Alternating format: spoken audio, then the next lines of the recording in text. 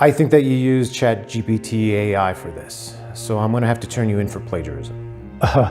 Well, I'm really offended. The policy, the student code of conduct doesn't say anything about not being able to use AI. The policy specifically says that plagiarism is when you use another person's work without giving them credit. AI isn't another person. I did use ChatGPT as a tool, because that's exactly what it is, a tool, just like Microsoft Word, just like Grammarly. So I did all the work until it was the proper result, the proper essay. I took it and I compared it to the rubric that you provided. My essay didn't exist before I went through, used the tools, and created it. If you didn't want us to use ChatGPT or any other AI, then you should have specifically said something in class when you gave us this assignment.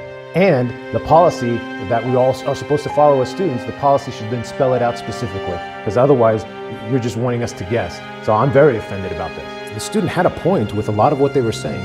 Policies need to be very crystal clear.